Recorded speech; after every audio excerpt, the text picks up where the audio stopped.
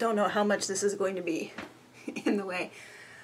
Aldi had forced hyacinth bulbs, and I picked out one that had a whole bunch of shoots around the sides, because I thought, oh boy, this one is about to start producing, are they called bulbils or bulblets? So I'll be able to actually pot those up individually.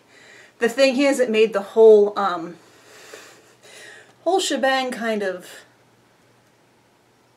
asymmetrical. And the first night after I had it, I walked in and the whole thing was just laying on the desk, so I have it like tied in with lace. And this one is going up. I don't know what this one and this one are going to do, but this one obviously decided to groove.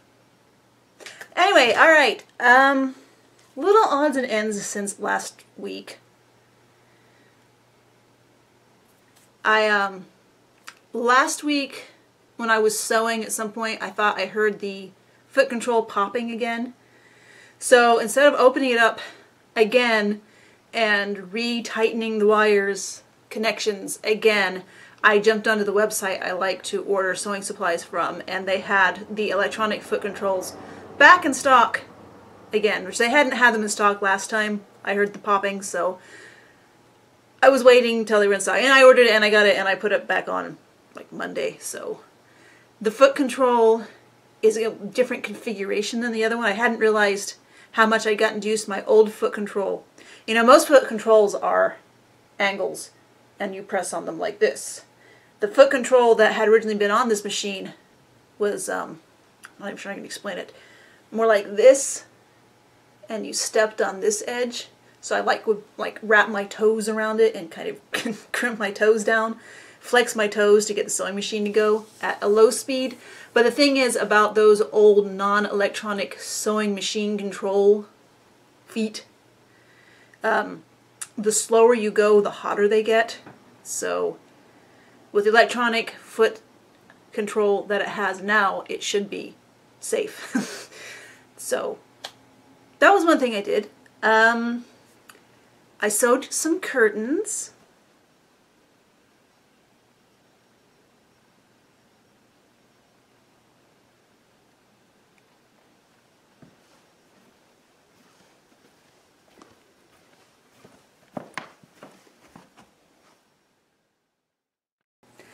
And I sewed this for the kiddo with that cloth I thrifted recently, and a pattern I thrifted a while ago, and I'm not sure how this black knit got into my stash, but I'm glad it's there. So he has not worn it yet, he's not tried it on yet, but I cut it in a kid's size 12, which is a 1980s 12, so it's actually probably about big enough to fit me, but I haven't tried it on either. And I still have enough of this left to make either a shirt for him or a shirt for me. I'm not sure if it would work on me, since I don't tend to wear a lot of white because I'm messy. And also last week I got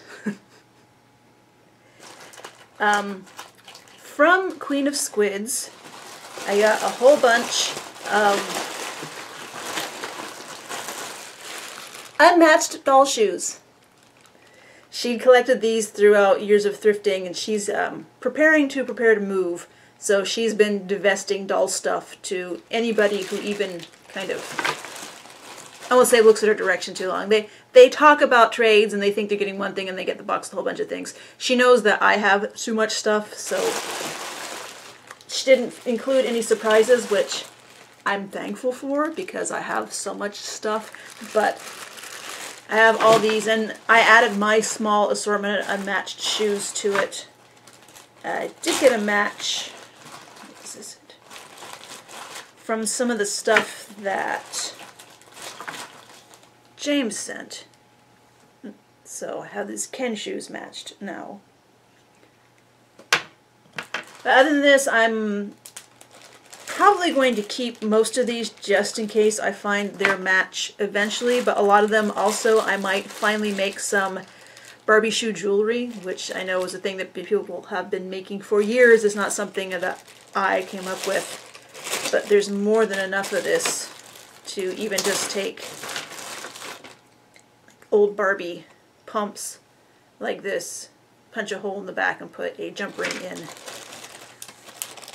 and make a bracelet or necklace or something. And then on Monday I went to a thrift store. I actually found a lot of really good things.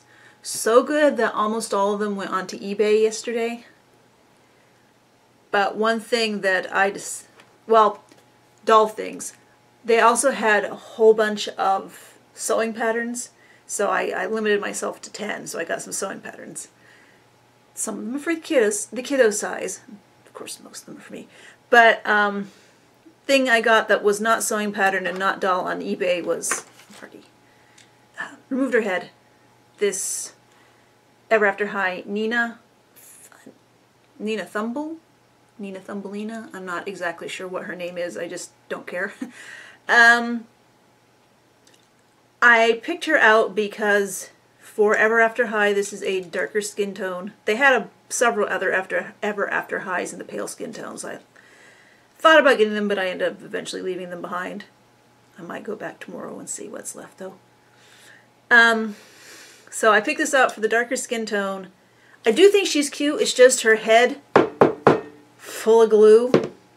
So I don't know if I really like this sculpt enough to deal with removing the glue and the hair and rerouting her. Although I guess I could give her fur. Fake fur hair. Anyway, and the other thing about this body, the reason I decided to get this, I will say I was impressed that all the Monster Highs and Ever After Highs there had all of their arms and hands.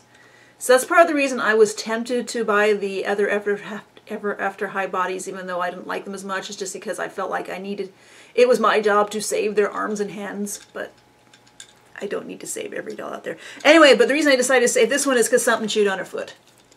And this is how it looks after boiling it for a while, so it's not really going to be restored. So I am going to probably cut them off and replace them with something. I did get out the Barbie diver feet that I thrifted, just as feet. I thrifted them on 2 different occasions and in 2 different stores too. But I've been informed that these dolls break off these feet quite a bit. So I'm a little hesitant to put them on because I'm not sure how secure they will be. But they're a little oversized for Barbie and they're going to seem strangely small for Ever After High. But I think they'll work. I just have to do it. And oh, before I went to the thrift store, I did sew, and well, last week I was talking about that Made to Move doll that Alejandra sent, thanks again, that I wasn't too into her hair. Well, I did cut her hair off and glue on some of the yarn that I got from Ariana at the doll meetup a few weeks ago. So I do like this green much more, so it inspired me to actually sew an outfit for her. And the cloth for this shirt came from Pandora, as did the cloth for these bloomers. As soon as I saw this cloth, when I was going through all the wonderful cloth that Pandora sent, that Kate sent, I knew I wanted to make it into a shirt like this. And this is pretty much the pattern that I shared for shirts like this a few years ago, except obviously I used the straight sleeve pattern, but just cut the shirt sleeves pretty short, so they'd be short sleeves. Also, I wanted a little more fitted, so I put some darts in the back, and I messed up and I put them way too far apart since I was doing this by eye and not by rational thought. And it still wasn't as snug as I wanted to be, so I put a 3rd dart in the middle. Clothes don't usually do that, but I think it works fine for the doll. And since it's still as wide at the top, she actually can have a decent range of movement. The bloomers I made with no pattern. I just cut out the bloomer shape and sewed them together. I used the rolled edge hammer foot to make the lower hems for the shorts, and then I stretched the elastic as I sewed it on, zigzagged it on to make that, and then for the top I just folded it over and stretched the elastic as I sewed. And then I decided that this outfit needed some tall socks, and I didn't have any in my stash that I thought would work, so I made these really fast. This is some cloth I've had forever, along with some decorative elastic stretch lace I've also had forever that they match. And I think Queen of Squids gave me these actual matched shoes at some point too. And then this necklace I just threw on her because it amused me. This is also something I found thrifting the other day. And and then I had a little bit of the blue, an odd bit of the blue. I actually have a lot of the blue knit left. I had an odd bit of it left, so I made a pair of smaller socks also. And when I thrifted the other day, one of the things I thrifted was a 12 Dancing Princesses Edeline. I haven't seen the movie, so I don't know how it's pronounced. And she was wearing, I looked it up, 12 Dancing Princesses Delia's dress. And this Delia dress was in terrible shape. The skirt was very disconnected from the top. The top layer of the skirt, this sheer tricot. Sheer tricot is not a robust fabric anyway. And I don't know if you can see how horribly picked and pulled and shredded and curled that is. And then this slightly heavier tricot under it was in okay shape, but what I really liked was the base layer of the skirt part of the dress. So I cut it all apart, and then I put elastic on the waist of the skirt, and I turned that into this skirt, and then this shirt underneath is the top of the 12 Dancing Princesses Delia dress, which I didn't initially think I would reuse in any way, shape, or form, since the lower hem doesn't exist. It's just cut. It's not even heat sealed, so it's pretty shreddy. And this is a slip I made ages ago that is under this because it is very, very sheer.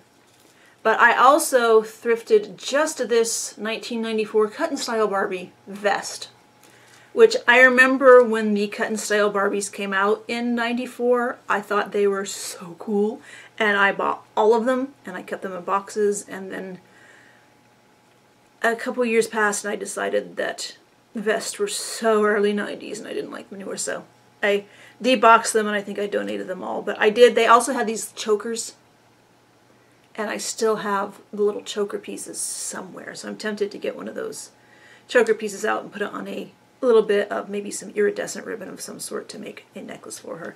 Because once I decided that I wanted to turn this into a standalone skirt, I really wanted to put this with it just because those colors are so bright and obnoxious. And then I was happy that the sleeves on the otherwise pale blue bodice are this fairly obnoxious shiny sheer green. And so I really wanted her shoes to be a bright obnoxious orange, but I did have a pair of bright, obnoxious orange clear plastic, but they are super, super platforms, even higher than these. So I thought that these were sparkly. So this whole dress is overkill, this whole outfit is overkill, and I think it works. I still have not figured out which Barbie this is. Her pale, pale hair and pale, pale green eyes make me think she's probably an Easter doll.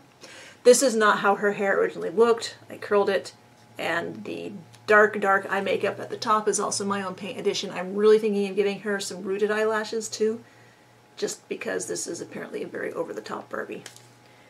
And I doubt she was to begin with, but I don't know because I haven't figured out who she is. So, I think that's everything since last week. I have more stuff I want to sew for the kiddo. I have stuff I've promised to sew somebody for ages that I really, really, really need to work on.